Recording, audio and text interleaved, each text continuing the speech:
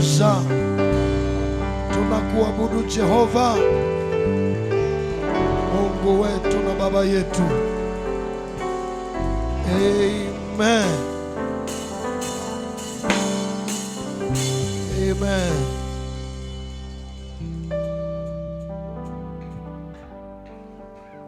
Chukua Biblia yako tuweze kuwa katika neno la Mungu.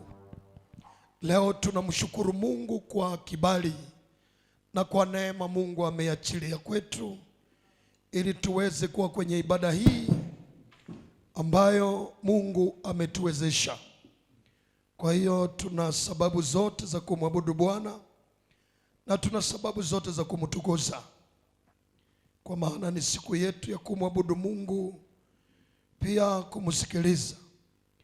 Ibada zina nguvu ya kubadilisha maisha ya watu. Ibada zina nguvu ya kutetea watu mahali ambapo wanahitaji utetezi.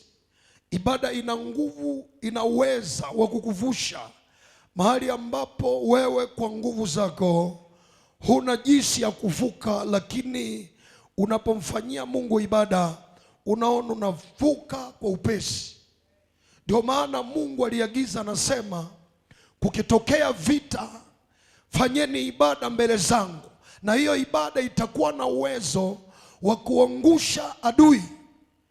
Mungu anasema mkitokewa na magonjwa au ikitokea ugonjwa au ikitokea upanga au ikitokea tauni, lazima mfanye ibada. Kwa hiyo kwa maisha ulio nayo unatakiwa kufanya ibada ili uone mabadiliko yakitokea kwenye maisha yako. Na haya mabadiliko yatatokea unapomfanyia Mungu ibada. Na hiki ndicho Musa alimwambia Farao, tunatakiwa tufanye ibada kwa Mungu, na ibada hii itakuwa na uwezo wa kutupeleka katika nchi Mungu aliyotuahidia. Ibada. Kwa hiyo ibada ina maana makubwa katika maisha ya mtu. Bwana Yesu asifiwe. Ibada ina maana makubwa, na ibada ina nguvu kubwa, ni ya muhimu.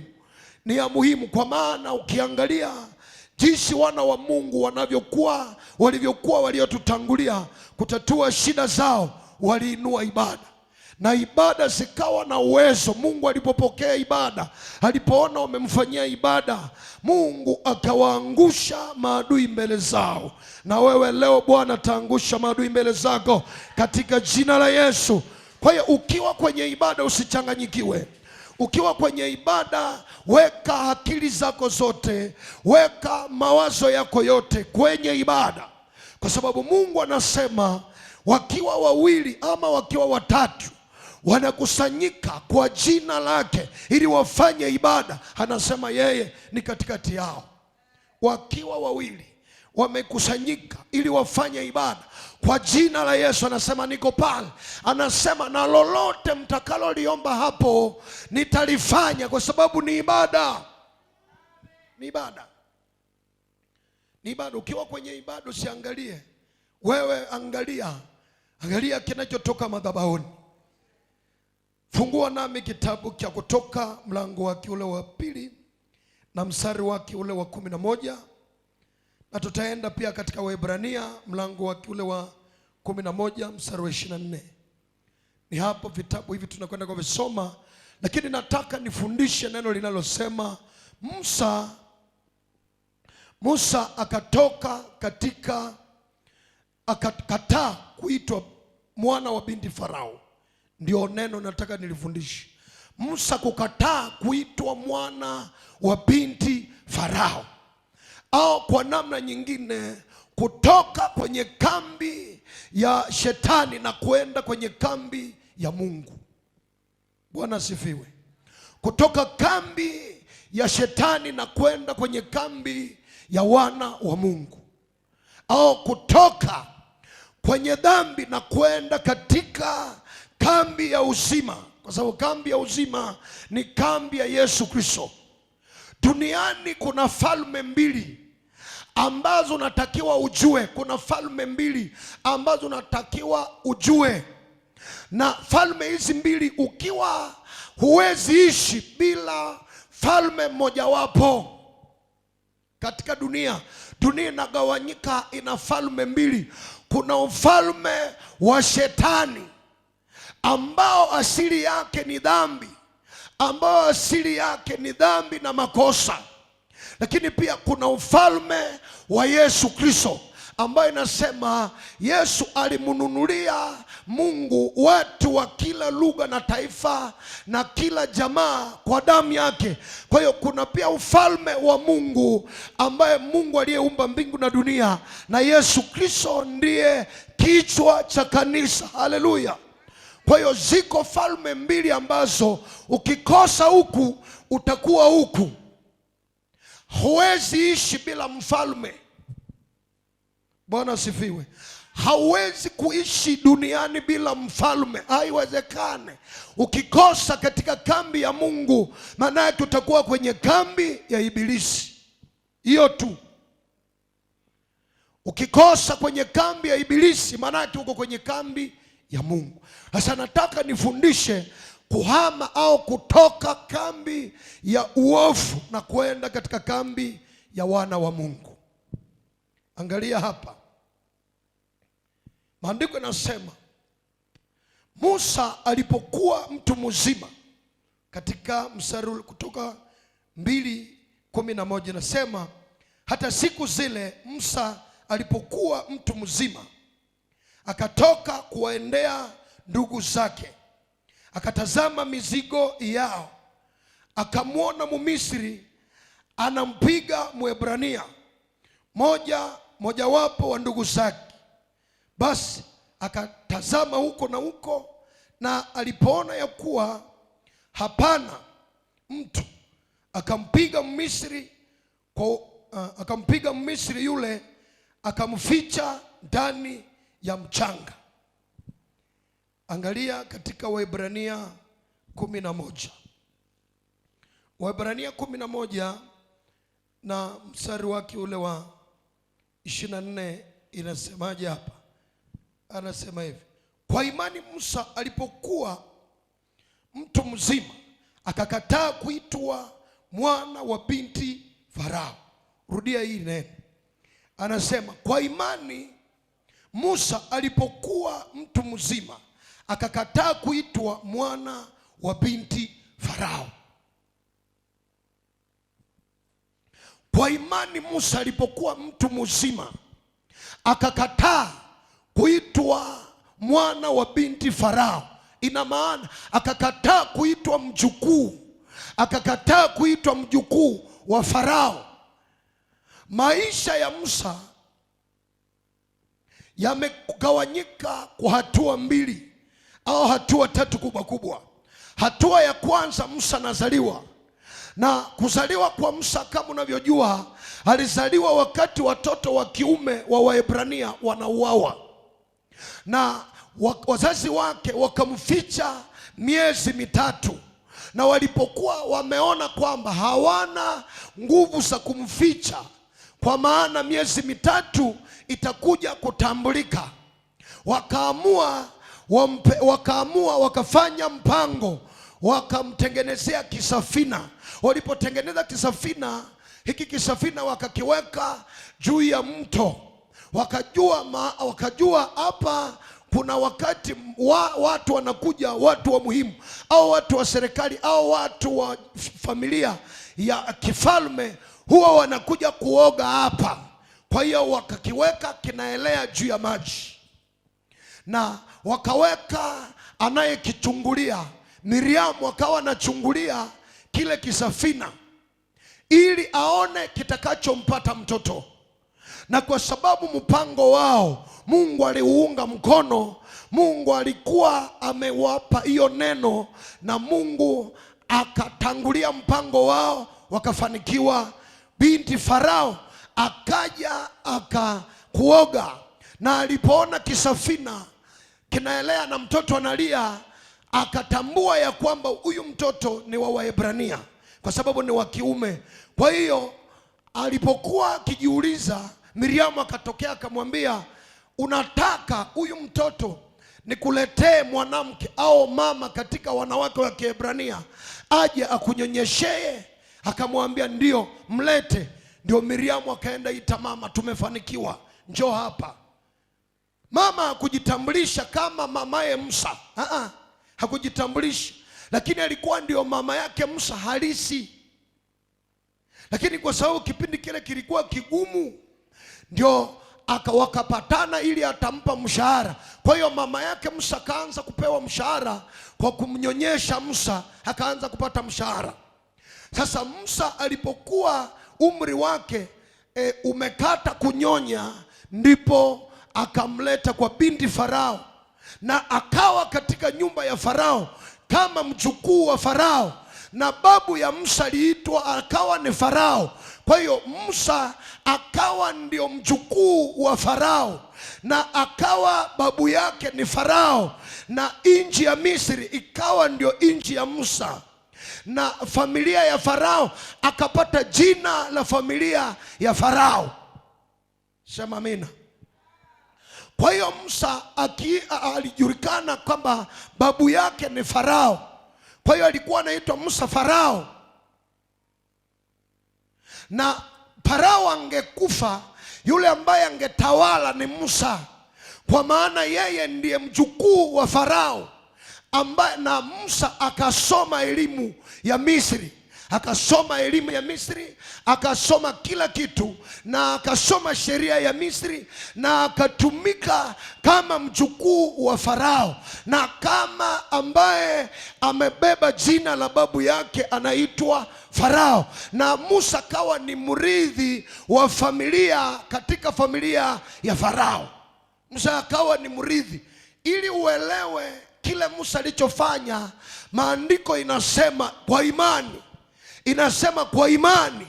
Imani inakuwa mahali ambapo mtu ni kusadiki mambo yasiyoonekana lakini yanayotarajiwa. Yaani unatoka katika vitu vya kuonekana, unaingia unaamini vitu visivyoonekana, kwa sababu haiwezekani Musa aache nyumba ya kifalme aende kwenye kambi ya watu wanaoonekana kama watumwa kama hakuna imani anayoitarajia. Ngoja nifundishe hapa. Haiwezekane Musa atoke kwenye nyumba ya maziwa, nyumba ya fedha, kuwa mrithi na mjukuu wa Farao, alafu aende katika nyumba ya watu ambao ni watumwa kipindi kile. Sasa aende ateseke nao, kama hakuna kitu alichokiona nyuma yao, kama hakuna kitu anachoona mbele. Haiwezekani. Ndio inasema kwa imani. Manake Musa alipokuwa kwa mikono ya mama yake, alielezwa habari na historia ya Israeli. Akaelezwa Ibrahimu ni nani, akaelezwa Yakobo ni nani, akaelezwa walifikafikaje Misri, akaelezwa maisha yao, akaelezwa na Mungu wao, akaelezwa pia na Misri. Kwa hiyo akapima, akachagua. Huwezi kuokoka kama hakuna imani ambayo unaweza ukawa nayo. Ndio anasema kwa imani Musa. Sasa Musa akawa amejulikana kama mjukuu wa Farao, na Farao angekufa Musa ndiye angeweza kuongoza, kwa sababu alikuwa ndiye mjukuu kabisa, kwa sababu ndiye anatajwa pale kipindi kile, ndiye anatajwa. Wengine sijui kama ilikuwa ni msichana wa Farao wa kwanza. Kwa hiyo Musa alikuwa ni Farao kabisa, na identity yake, yani kibali chake na kibali chake cha uraia ilikuwa ni Mumisri, na ilikuwa ni mjukuu wa Farao, na nchi yote ya Misri ilimtambua Musa. Watu wote Misri yote ilimtambua Musa na ilimjua Musa kwamba kwa Musa ni mwana wa mfalme, ni mjukuu wa Farao. Misri ilimtambua, Inji yote ilimtambua, na Musa akipita atapita na vikosi vya askari, atapita na ulinzi, kwa maana yeye anapaswa kulindwa. Hivi Musa alilindwa na Wamisri, alilindwa na majeshi ya babu yake Farao, alilindwa, alikula, alilala alinawa kwa nyumba ya Farao, alinawa kwa nyumba ya Farao, alikula kwa nyumba ya Farao, aliamuka kwa nyumba ya Farao, alitembea kwa nyumba ya Farao, na akajifunza lugha ya Farao, na miungu ya Farao ikawa ni miungu yake. Miungu ya Farao ilikuwa ni miungu yake. Kwa hiyo ndio ilikuwa maisha ya Musa. Hasa maandiko inaongea, au neno la Mungu linasema, Musa alipokuwa mtu mzima, nasema kwa imani Musa alipokuwa mtu mzima, inaongeza katika ile Kutoka 2:11, alipokuwa mtu mzima akatoka kwa Farao, akatembelea ndugu zake aangalie utumwa wao, mizigo yao, akawatembelea kutoka kwa Farao, akawaona jinsi wanavyoteseka, lakini akajua ameambiwa hawa ndio ndugu zake. Akawatembelea, akaona wanapigwa, Wamisri wanawapiga, wanachukua mizigo, akaona ni watu yani wanabeba mizigo pamoja na kipigo, ndani yake, kwa maana ameamua ndani ya moyo wake kwamba hata kama niko kwa Farao, lakini mimi sio mtoto au mjukuu wa Farao. Damu yangu ni ya Israeli, damu yangu ni kizazi cha Ibrahimu. Hiyo ndio akajua. Na alipowatembelea ndio unaona kaua mtu. Alipoona yule Misri anasumbua, anapiga Waebrania, akakamata ule Misri, akamuua na akamfunika kwenye udongo, na akajua hakuna anayejua kitu. Na akaendelea kuwatembelea, akaona tena Mwebrania naye anapigana na ndugu yake. Akamwambia, ninyi ni ndugu, hampashi kupigana. Ule Mwebrania akamwambia Musa, unataka kuniua kama ulivyoua Misri. Kwa hiyo kesi ikawa imefunguliwa. Musa akakimbia. Farao akataka muue.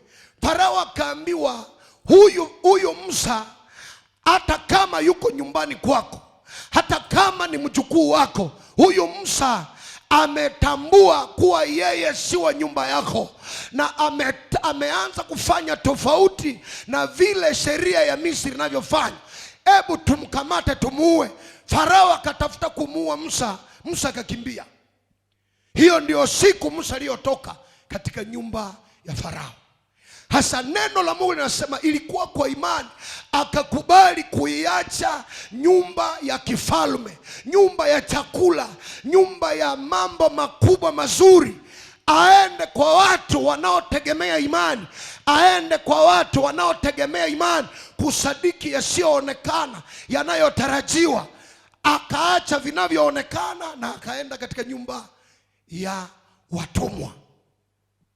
Kwa sababu alikuwa ameambiwa, kwa sababu Yusufu alikuwa ameambia Waisraeli kwamba kweli mimi Yusufu nakufa, lakini natabiri juu yenu, Mungu atawainulia mkombozi, atawarudisha katika nchi ya Ibrahimu.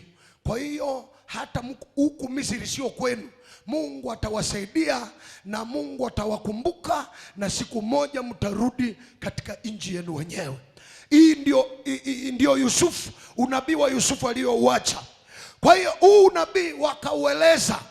Hasa Musa alikuja kutokea, watu wako katika kipindi cha mateso, watu wako katika utumwa, wanabeba mizigo, lakini sasa akakubali aende ateseke. Akakataa, akasema kuanzia leo sitaitwa mjukuu wa Farao. Huwezi kusema hii.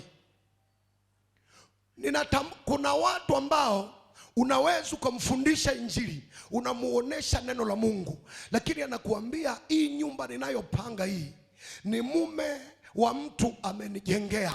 Anasema na hii gari ninayoitembelea nayo ni gari mume wa mtu ameninunulia. Anasema na vitanda vyote na kila unacho na makabati na kila kitu ni mume wa mtu ameninunulia. Sasa nikiokoka najua roho yake atasema niondoke mikono mitupu. Kwa hiyo nimefurahia neno la Mungu, lakini kuondoka inanishinda. Ili waelewe Musa alichokifanya. Kuna watu wamesikia injili. Kuna watu wamesikia kwamba Mungu anawaita kwa kazi yake. Kuna watu Mungu amewafundisha kupitia watumishi wake. Kuna watu Mungu amewatembelea hata kwenye ndoto kwamba hama nitakubariki, lakini kwa sababu ya kile anachoona, kwa sababu ya ile tandingi aliyo ndani yake, inamshinda kukata hatua. Anasema yule ndiye kila kitu kwangu. Sasa itakuwaje na huu wokovu? Watanifukuza na siko tayari tena kutembea na miguu. Siko tayari kutembea na miguu, na wazazi wangu wameshakufa, na babu na kaka hawana maisha mazuri. Unakuta mtu anaukataa wokovu, anakataa kuhama kutoka kambi ya adui kwa sababu ya magari, kwa sababu ya manyumba, kwa sababu. Bwana asifiwe. Musa alikuwa na magari ya kutembelea, lakini anaenda kwenye kambi ambayo ni watumwa. Inasema akakataa, akasema kuanzia leo sitaitwa mwana wa binti Farao, sitaitwa mjukuu wa Farao. Haijalishi wa Misri wananisifu, haijalishi wa Misri wanajua, haijalishi elimu niliyopata ya Misri, acha niende niteseke pamoja na watu wa Mungu walio na agano la Mungu aliye hai. Akaiacha nyumba ya miungu. Nani yuko hapa katika jina la Yesu aliye tayari kusema naiacha miungu ya baba yangu, naenda kwa Yesu Kristo, naiacha hii dunia, na mimi najiunga na waliookoka, na viacha hivi vitamu vya kupendeza macho, naenda kwenye kambi ya Mungu. Huu ndio unaitwa wokovu katika jina la Yesu. Huu ndio unaitwa wokovu. Tuna watu hawajui nimeokoka ama sijaokoka. Wokovu ni kuhama kambi ya giza kwenda kwenye kambi ya nuru. Wokovu ni kuhama kutoka kwa shetani na kwenda kwa Mungu aliye hai. Hiyo ndio inaitwa wokovu. Kutoka eneo hili kwenda eneo hili ni kugeuka. Unageuka kutoka huku na kwenda huku. Musa alipotoka kwa Farao na wala hakurudi, maana Farao. Sasa Musa alipoenda kwa safari ya pili ya Musa, Mungu akamwambia Musa, hakika nataka nikutume kwa Farao, uende umwambie awaachilie watu wangu huru waende wanitumikie. Ndipo Musa sasa akaenda kwa Farao. Hakuenda kama mjukuu, hakuenda kama mwana wa binti Farao. Alienda kama mwana wa Mungu, alienda kama mjukuu wa Ibrahimu, alienda kama mjukuu wa Ibrahimu wa watu wa imani. Alijiunga na imani ya Ibrahimu. Akaenda kwa Farao kama mwanajeshi kwa vita. Hakuenda kwa Farao kama mjukuu, kama mtoto. Alienda kama mtu wa vita anayekwenda kuongea na Farao, sio kama babu, sio kama shangazi. Anaenda kumwambia ruhusu watu wangu waende wamtumikie Mungu. Kaenda kama mwanajeshi. Hata Farao alishangaa, huyu ndiye Musa. Musa akafika akasema, Mungu ameniambia, amenitokea watu wake lazima wewe huru. Farao akashangaa, huyu siye Musa aliyekomaa hapa. Huyu siye Musa tuliyemsomesha. Huyu siye Musa ambaye aliyesoma elimu yetu. Musa amesoma elimu nyingine. Haleluya. Elimu nyingine amesoma. Miungu ya Misri ameikataa, amepata Mungu mwingine. Haleluya. Miungu ya mababu iliyowadanganya tunapasha kuiacha na kukamata Mungu aliye hai, Yesu kama Bwana na Mwokozi wa maisha yetu. Shangilia Bwana. Hii ndio imani katika Kristo. Kama Yesu ni Bwana na Mwokozi, shangilia katika jina la Yesu. Shangilia katika jina la Yesu. Uwe tayari kuiacha kambi ya adui na kwenda kwenye kambi ya Mungu aliye hai. Kama hii hujafanya, hii ni vigumu sana. Angalia, Musa alijaribu kuokoa ndugu zake akiamuka kwa Farao. Kilichotokea, alishindwa. Musa alipotoka kwa Farao akamuua Misri, akarudi kwa Farao, ikawa ni ngumu sana. Itawezekanaje aokoe ndugu zake akiamuka kwa Farao? Na Farao ndiye anayewatawala. Farao ndiye amewafanya watumwa. Kwa hiyo sasa, kwa Farao ufanyie upinzani kwenye nyumba ya Farao, utakufa. Haiendi hivi. Hauwezi kukama. Unaamuka kwa Farao, unaamuka kwa shetani, unakula chakula chake, unakunywa maji yake, unalala kitanda chake, unalala kwenye nyumba yake, kwenye gorofa lake, alafu upinge Farao. Haiwezekani. Hii ndio mmesaa watu wanafanya. Unakuta mtu yuko kwa shetani, lakini sasa naye anasema tukemee mapepo au tufanye hivi. Utapata shida. Hivi vitu ni kutoka Ibrahimu, ili akemee miungu ya Tera, ili atoke chini ya miungu ya Tera, miungu ya kule Mesopotamia. Neno la Bwana likamwambia, toka katika nyumba ya baba yako, toka katika nchi yako, toka katika familia yako, toka katika watu wako, uende mahali nitakapokuonyesha. Ndio Mungu alimwambia Abrahamu, toka. Huwezi kutumikia Mungu kama hujatoka. Sema kutoka. Kama hujatoka utashindwa. Utashindwa kaka. Utashindwa binti yangu. Utashindwa kabisa. Lazima utoke. Ibrahimu ili amtumikie Mungu alitoka. Kwa maana hiyo miungu angewezaje? Kwa sababu Mungu wetu hachangie maisha na miungu mingine. Mungu wetu hachangie maisha na Mungu mwingine. Yaani kama Yesu Kristo anataka yeye ndiye awe Bwana wako na awe Mwokozi wako na awe kiongozi wako, hiyo ndio anayotaka. Kwa maana Yesu akifika kwenye maisha yako anataka kupe sheria zake. Mwingine akitokea, manake huyu mwingine ni huyu hii ni mchipuko, manake huyu lazima pigwe. Ni kama vile, unajua, kama mtu ameanza mahusiano na binti fulani au na kaka fulani, wanakuwa bado hawajaingia undani katika sheria, lakini wanakuwa ni marafiki, wanajifunzana mpaka siku moja wafike kipindi cha kuoana na kuingia kwenye ndoa. Lakini wanapokuwa katika kipindi hiki cha mahusiano, ni kwamba wanaenda ili siku moja wafanye agano. Wakimaliza kufanya agano, ndio utaona sheria zinatokea, si ndio? Tutaona sheria zinatokea, mimi sipendi hii na sipendi hii. Kwa nini hakuongea hiyo sheria? Kwa sababu ulikuwa bado uko kwenu, uko katika familia yako, uko katika sheria ya wazazi wako. Kwa hiyo sheria zake zilikuwa hazina uwezo wa kukuongoza.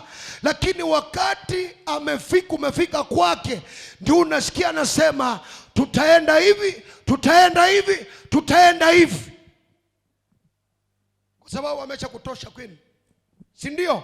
Na hapa utakuwa na uwezo wa kuachilia maisha yako kwa mikono yake. Haleluya. Si tunakutana na wanaume njiani, si ndio? Wanaume na wanawake. Kwa nini huwezi kutoa nguo mbele ya mtu? Ni mtu. Kwa sababu wewe hujafanya agano na yeye. Kwa hiyo wewe unapaswa kujificha kabisa. Lakini baada ya kufanya naye agano, unakuta ya kwamba wewe uko wazi mbele zake. Ndio maana huwezi weza au mfalme au Musa hataweza hataweza kumtumikia Mungu akiwa katika nyumba ya Farao. Haitawezekana. Lakini alipotoka, maandiko yanasema akaenda kwa Midiani, na alipoenda kwa nchi ya Midiani akakaa karibu na kisima, akakaa kwenye kisima. Na alipokaa pale kwenye kisima, ni pale njia ilipasuka ya maisha yake. Haleluya! Acha nikupe hapa kitu kidogo hapa. Biblia inasema alikaa kwenye kisima, na kisima ni mfano wa Yesu Kristo. Haleluya! Ni mfano wa Yesu Kristo. Maana kwenye kisima atapata maji, maana kwenye kisima atapata kuvua nguo, maana kwenye kisima atapata maji katika maisha yake. Kwenye kisima atapata maji ya kunawa, atavua nguo. Kwa hiyo kwenye kisima ni pale alipata hata mke. Pale kwenye kisima ndiko alipata mke wa kuoa. Amen. Alitoka kwa Farao akaenda kwa Midiani, akakaa kwenye kisima. Unapotoka kwa Farao, Farao ni picha ya adui, ni picha ya shetani, ni picha ya ufalme wa dhambi. Unatakiwa ukae kwenye madhabahu ya Mungu aliye hai ili upate maji. Maji ni mafundisho, ili upate maombi, ili upate jinsi ya kutembea, na hapo utakuwa na uwezo wa kuokoa ndugu zako. Utakuwa na uwezo wa kuita mbingu, utakuwa na uwezo wa kuita msaada, na msaada utatokea, kwa sababu tayari umeshatoka kwenye kambi ya adui na kwenda kwenye kambi ya Mungu. Farao alishangaa. Musa kaenda kwa Farao kama mkombozi wa ndugu zake. Hakuenda kama mjukuu, hakuenda kama mjukuu, hakuenda kwa kicheko, alienda kwa kukomboa. Kamwambia Farao, Mungu ameniambia. Manake hana tena uhusiano na miungu ya Farao, hana tena uhusiano na nyoka za Farao, kwa maana tayari amepata madhabahu yake, amepata Mungu wa kweli. Kwa hiyo akaenda na alipiga nchi ya Farao kwa mapigo ya Mungu wake. Akapiga nchi ya Misri kwa mapigo ya Mungu wake. Huwezi kupiga shetani kama unampenda. Alipiga Misri Musa, anapiga nchi yote. Mapigo yalitokea kwa vyakula, kwa mashamba, kwa wanyama, kwa mito yote. Musa anawapiga, kwa maana yeye sio Mumisri tena, yeye ni mjukuu wa Ibrahimu, yeye ni mwana wa Mungu. Na anasema Mungu wa Waebrania amesema. Kinachonifurahisha, hata kitendo cha yeye kuwa Misri kikawa kimesamehewa, wala Mungu hakukiongelea, wala Mungu hakuzungumza habari yake. Maana ukipata Mungu, dhambi zako zinasamehewa katika jina la Yesu. Unapokutana na Yesu unasamehewa kila uovu, kila dhambi, kila kosa, kila chochote ulichokifanya kinasamehewa. Haleluya! Wako watu hapa, utasamehewa katika jina la Yesu. Utasamehewa uovu. Hakuna hukumu tena kwa waliohama kambi ya shetani na kwenda kwenye kambi ya Mungu aliye hai. Hakuna hukumu tena. Kwa hiyo Musa hakuhukumiwa kwa kitendo cha kumuua mtu, akawa amesamehewa. Ndio maana unapokuwa umekuja kwa Yesu, kitu cha kwanza unasamehewa kwa yoyote uliofanya kwenye kambi ya pili, kwenye kambi ya mwovu. Angalia katika kitabu cha Luka. Angalia Luka mlango wake ule wa 19. Luka mlango wa 19. Utakuta habari mstari wa 3 nasema, naye alitamani kumuona Yesu ni mtu wa namna gani. Huyu ni Zakayo ambaye anatamani amuone Yesu, ajue ni mtu wa namna gani. Na kitendo cha kutaka kumuona Yesu, akaona maisha yake ya kimwili au kimo chake ni mfupi, akatafuta mbinu zote, akaiacha ofisi yake, akaiacha nyumba yake, akapanda juu ya mti, juu ya mkuyu, ili amuone Yesu. Na Yesu alipofika pale, akamuona mtu, akaona huyu ameamua maamuzi mema. Kasema, Zakayo shuka. Zakayo akashuka. Watu wakasema, mbona sasa mwenye dhambi? Yesu akasema, nimekuja kuhamisha watu kutoka dhambi na kuwapeleka katika uzima. Akasema na Zakayo huyu naye ni mjukuu wa Ibrahimu, kwa sababu wajukuu wa Ibrahimu wanapaswa kutoka na wanaingia kwenye ufalme wa Mungu. Wao wanapenda neno kutoka. Maisha ya mtu lazima iwe na neno kutoka. Kutoka. Nilitoka. Ibrahimu alitoka akaitwa baba wa imani. Musa alitoka, maandiko yanaongea kwa Waebrania kwa imani. Kinachonishangaza katika ile Waebrania inasema alihesabu mateso ya Kristo. Wakati Musa alikuwa Kristo hajatokea, lakini wanapoongea habari za Musa wanasema alihesabu kushutumiwa pamoja na Kristo.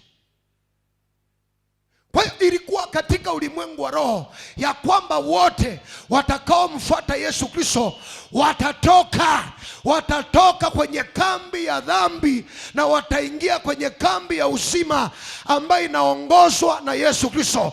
Na hawa wataitwa wajukuu wa Ibrahimu, kwa sababu Ibrahimu aliacha miungu ya baba yake, aliacha nyumba ya baba yake, aliacha nchi yake. Nchi yako ni gani uliozaliwa ndani? Tulizaliwa kwenye nchi ya dhambi. Tulizaliwa kwenye nchi ya dhambi na makosa.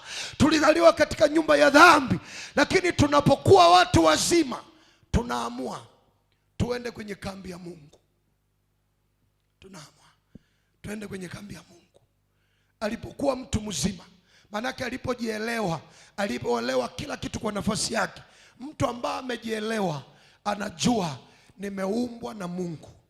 Na sasa hapa nilipo, anayenitawala ni Ibilisi, anayekula faida ya maisha yangu ni Ibilisi. Wacha niende kwenye kambi ya Mungu aliyeniumba. Kwa hiyo ndio unakwenda kupota habari njema. Haleluya! Habari njema ni kutoka kwenye kambi ya adui na kwenda kwenye kambi ya Mungu aliye hai. Hiyo ndio inaitwa habari njema. Watu wote waliokoka walitoka.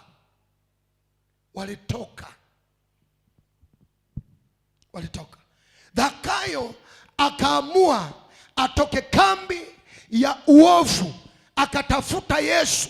Alipompata na Yesu akamwambia, shuka tuende kwako, Zakayo akampeleka Yesu katika nyumba yake na vitu vikabadilika. Kuna watu watabadilika hapa katika jina la Yesu. Zakayo alipofikisha Yesu katika nyumba, Yesu akasema, leo wokovu, ukombozi, neema, uzima umeingia katika nyumba hii. Haleluya! Nafurahia Yesu alichosema kwa Zakayo, akasema leo wokovu umeingia katika nyumba hii. Manake neema na wokovu na rehema na msamaha vimeingia katika nyumba hii, kwa sababu mwana wa Mungu amekuja kutafuta na kuokoa kilichopotea. Walikuita mwenye dhambi, Zakayo, leo wewe ni mtakatifu, kwa maana nimenipasa nikae katika nyumba yako. Walibaki wakishangaa, Zakayo ametoka. Walibaki na feki, ile ushuhuda feki kwamba ni mwenye dhambi, amekutana na anayesamehe dhambi. Utasemaje? Ukikutana na mwenye kuondoa laana, hakuna laana. Haleluya! Ndio maana neno la Mungu linasema hakuna hukumu kwa yoyote aliye ndani ya Kristo. Hakuna hukumu, kwa sababu Mungu ndiye aliyemhesabu haki. Yesu akakula akasema, kwa taarifa yenu nitakula humu. Mlisema ni mwenye dhambi, nitakula chakula kwake. Waliokuwa wanajihesabia wenye haki, Mafarisayo, hata Yesu hakula katika nyumba zao. Lakini waliohesabiwa kama wenye dhambi, Yesu alikula katika nyumba zao na kuachia msamaha. Amen. Akasema nitakula, na Yesu akavumilia mpaka chakula ikaivya. Yuko pale, wako mle wanapika. Mke wa Zakayo na wafanyakazi wote walitengeneza vyakula, Yesu anasema mtengeneze polepole, sina haraka. humu imenipasa nikae humu, maana huyu naye mji ilimtambua kama mtu mbaya, lakini kuanzia leo naye amesamehewa. Akamwambia Zakayo, wokovu umeingia ndani ya nyumba hii, wokovu umeingia, neema imeingia, baraka imeingia, uzima umeingia, chochote kimeingia, na wewe sasa umesamehewa Zakayo, hakuna hukumu juu yako. Waliokuhukumu mimi ninaondoa ile hukumu, waliokulaani mimi nimeondoa ile laana. Kama ulibaka watoto wao nimekusamehe, kama uliiba wake zao nimekusamehe, kama ulikula pombe zao nimekusamehe. Kama Yesu akamsamehe kila kitu. Akajifunza siku hiyo kutoa kwa ajili ya kusaidia wasiojiweza. Hapo hapo akasema, nusu ya mali yangu na wapa maskini, na akasema, na kila niliyemuiba nitamrudishia mara 4. Haleluya, katika jina la Yesu. Hii ndio fungu lako katika jina la Yesu. Wokovu leo uingie katika maisha yako. Wokovu leo uingie katika maisha yako. Acha nyumba ya Farao, lazima uiache leo katika jina la Yesu. Hakuna kitamu kama uwepo wa Kristo. Hakuna kitamu kama neema ya Mungu. Hakuna kitamu kama baraka za Mungu. Maana baraka ya kwanza, pamoja na mambo yote, Zakayo alikuwa tajiri. Ukiangalia mstari wa kwanza na mstari wa pili inasema alikuwa tajiri sana, lakini pamoja na ule utajiri alikuwa hana Mungu, alikuwa hana Yesu, alikuwa hana msamaha wa dhambi. Lakini alipokuwa amepokea baraka, manake Yesu ndiye ilikuwa baraka ya Zakayo. Haleluya. Pamoja na nyumba ya Farao, Musa alikuwa hana baraka. Musa alikuwa hana baraka. Alipotoka kwa Farao ndipo akabarikiwa. Alipokuwa ameachana na nyumba ya Farao na miungu ya Farao na dhambi ya Farao na anasa ya Farao, ndipo Musa akabarikiwa. Leo Mungu atakubariki kaka. Leo Mungu atakubariki wewe unayenifuatilia kwenye mtandao. Baraka ya kweli ni wewe kukua na Kristo ndani ya maisha yako. Baraka sio fedha, baraka sio magari, baraka sio nyumba, baraka sio ghorofa. Baraka ni Yesu Kristo ndani ya maisha yako. Kila mwaminie asipotee. Ingekuwa magari ndio baraka, Musa hangeacha Misri, Musa hangeacha nyumba ya Farao, Musa hangeacha magari ya Farao akaenda kwenye kambi ya watu wa Mungu. Ingekuwa magari ndiyo baraka, Zakayo hangepanda juu ya mti. Zakayo hangepanda juu ya mti. Alijua ya kwamba lazima nimuone Yesu. Nimeona dolari, nimeona pesa, lakini imepungukiwa kitu kimoja, sijamjua Yesu ni wa namna gani. Hiki ndicho alikuwa nakosa. Umepata mavazi mazuri, umepata kila kitu, lakini umekosewa Yesu ni wa namna gani katika maisha yako. Leo hii Bwana atakusaidia. Leo hii Bwana atakuponya. Zakayo alikuwa na kila kitu ambacho kinaonekana, lakini alikosa Yesu katika maisha yake, na alipompata ndio wakasema wokovu umeingia humu. Kumbe pesa sio wokovu. Soma pale, anasema Yesu akasema leo hii wokovu umeingia. Wakati mtu ana magari, ana manyumba, ana magorofa, ana kila kitu, ana wafanyakazi, anakula anachotaka, lakini wokovu bado haipo. Ndio Yesu alipoingia akasema wokovu imeingia. Mimi na wewe tungesema wokovu. Kuna watu ambao kwa ajili ya magari standing wanashindwa kuacha hata wizi. Sasa nikiacha wizi nitakuwa wa nani? Kuna watu wamepata injili, anaendelea kushikamana na kuwa mke wa pili. Unajua kilichomkula Yohana ni kufundisha kwamba Mfalme Herode atakuvuruga tu. Utafika hapa unapata message, mumemaliza ibada, njoo huku Ivathiro, njoo huku Ivathiro. Sasa hapana, nimetoka kanisani, njoo kuna dola 100 niko nayo hapa, utapelekea wazazi, kwa sababu jana uliniambia wazazi wako hawana nguo. Okay, kamata teksi, unaenda tu. Ijapokuwa tumesema pokea salama, nendeni kwa amani, barikiwa, Mungu awe na wewe, awe pia na wewe, halafu naondoka.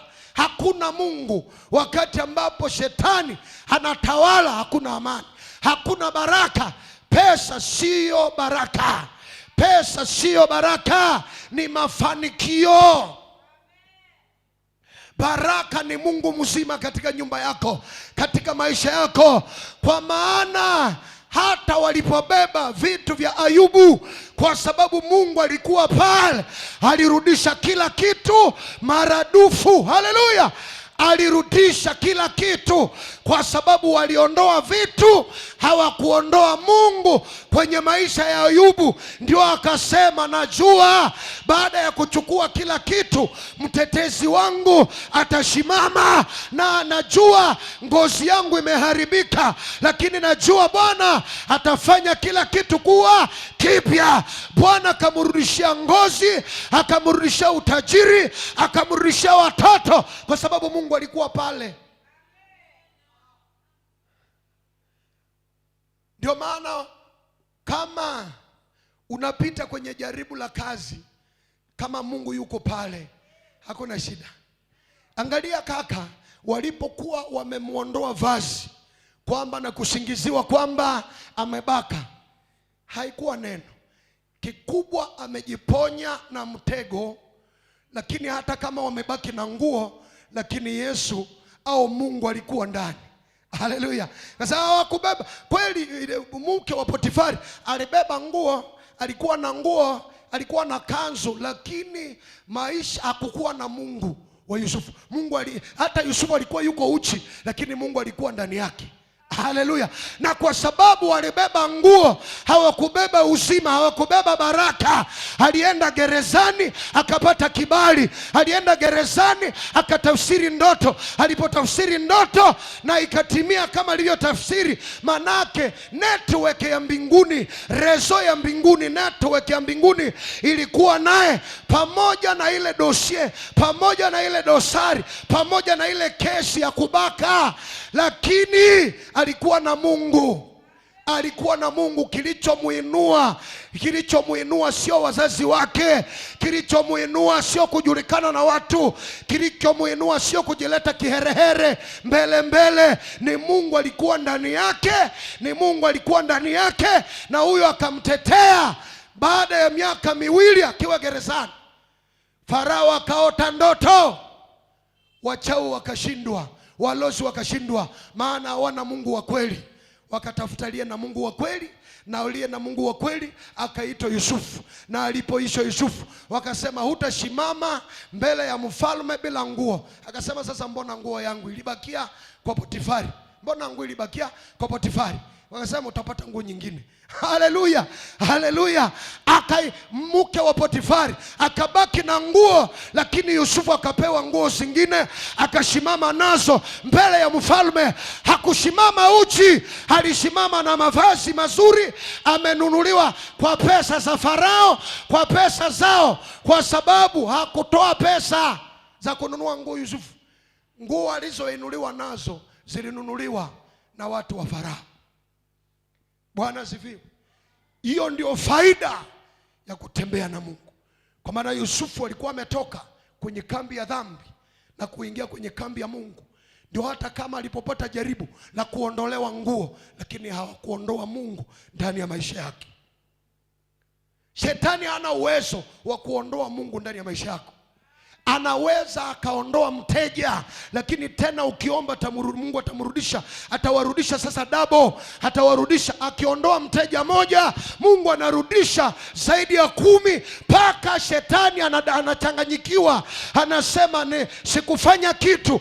Mke wa Potifari alipata habari, yule uliyemsingizia leo amekuwa bwana wako. Leo mume wako amepiga saluti mbele zake, na yeye amekuwa wa pili katika Misri. Sasa ongea na hii nguo sasa. Ongea na hii nguo, wala kesi haikuzungumziwa. Ngoja nikurudishe nyuma kidogo. Musa alipokutana na Mungu, kesi ya kuua haikusikika. Yusufu alipopewa muda na Mungu, alipofika mbele ya Farao, kesi ya ubakaji haikusikika. Hakuna lilijitokeza. Mbona mmeleta huyu ana kesi? Kesi yote imeisha mbele ya mfalme, kesi imeisha. Haleluya! Alipata sheria ya mfalme. Sheria ya mfalme inavunja mahakama zote. Sheria ya mfalme. Mfalme ana uwezo wa kusema fulani afunguliwe na anafunguliwa. Kwa hiyo unatakiwa upate Mungu, ndio utapata kila kitu. Ndio Yesu alipokuja kusaidia watu akawaambia, tafuteni kwanza ufalme wa mbinguni na haki yake, magari na manyumba mtaongezwa. Lakini mkipata Mungu, kwa sababu huyu ndiye atawasaidia, huyu ndiye atawasaidia. Dunia ina mabadiliko, lakini inapobadilika walio na Mungu watakuwa tu washindi.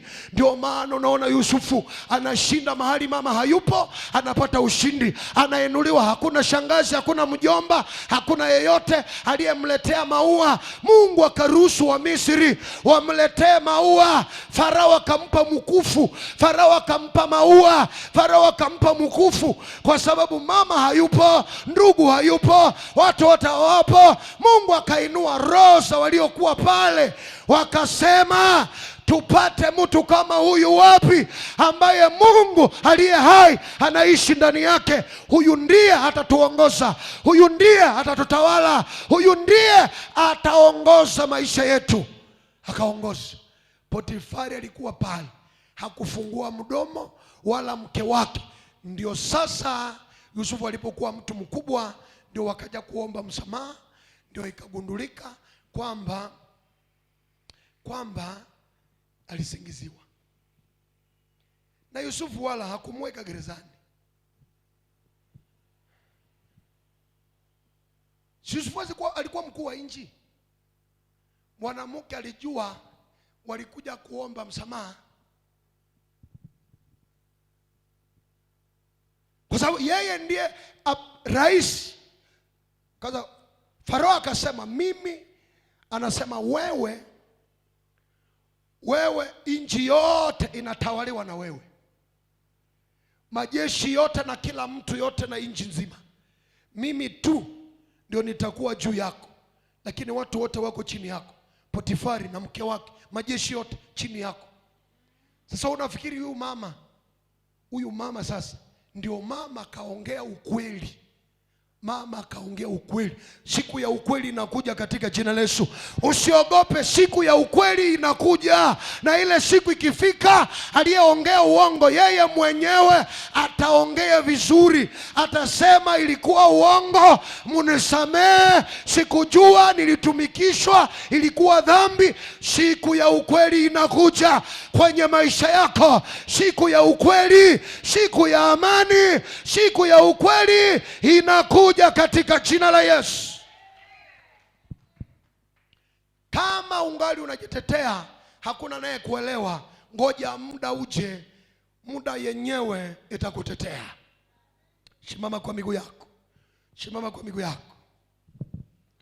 Muda utakutetea, muda utakutetea katika jina la Yesu.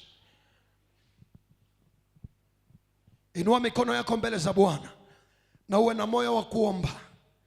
Na zaidi ya yote tunamwambia Mungu, ninahama kutoka kambi ya shetani na kwenda kwenye kambi yako.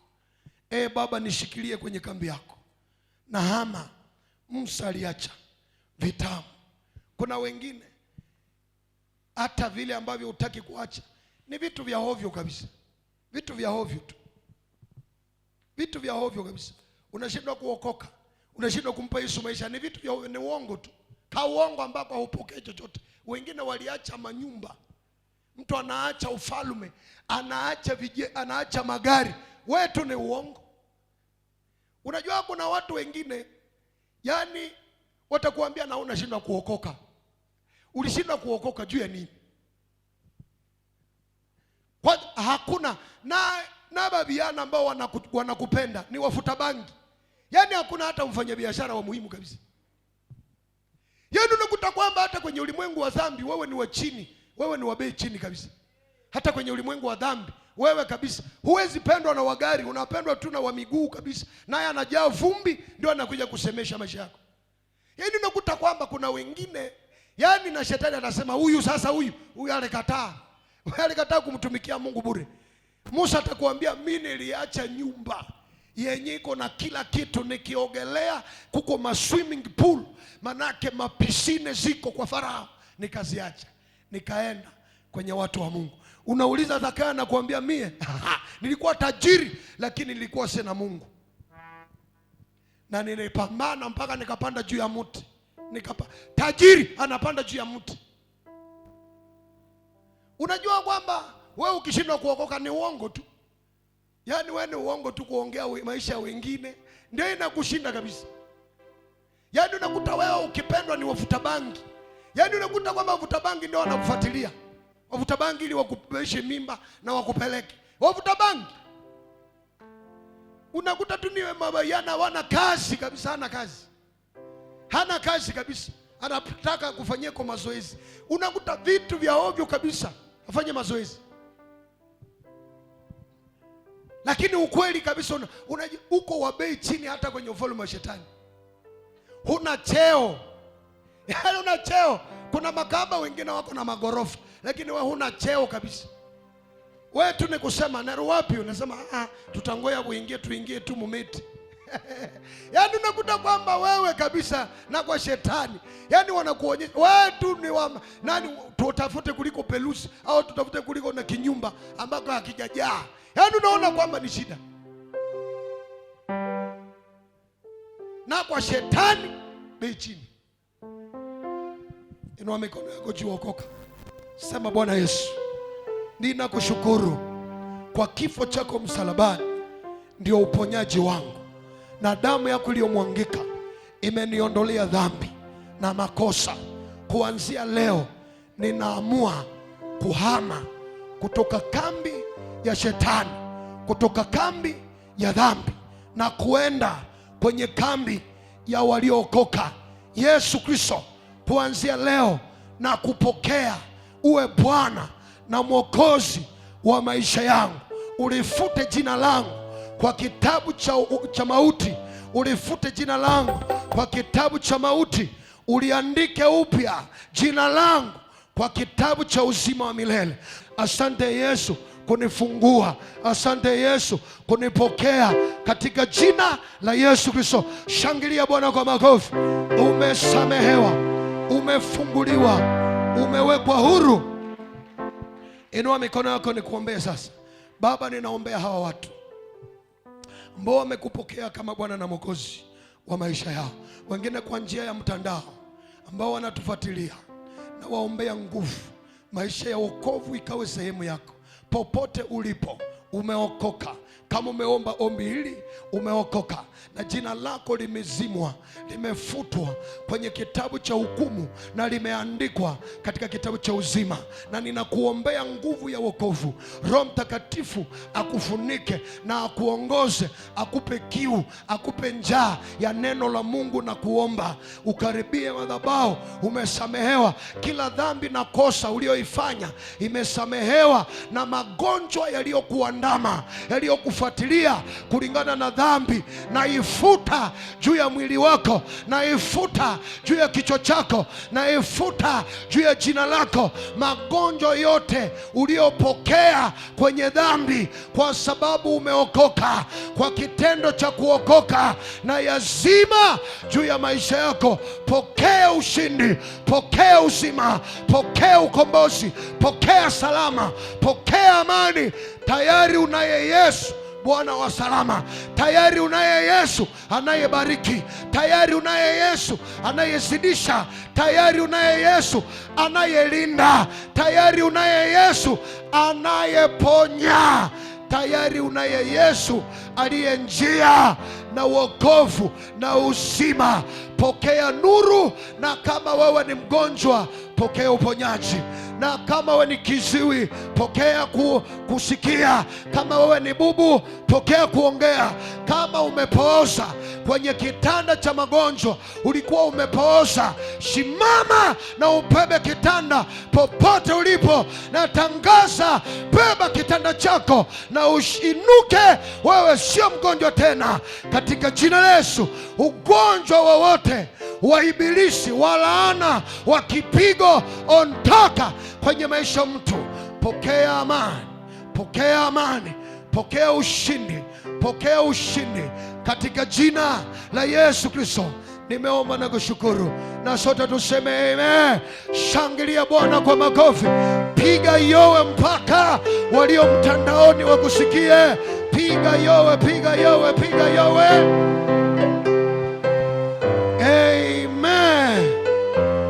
Inua mikono yako, tunaomba sasa, tunaomba sasa.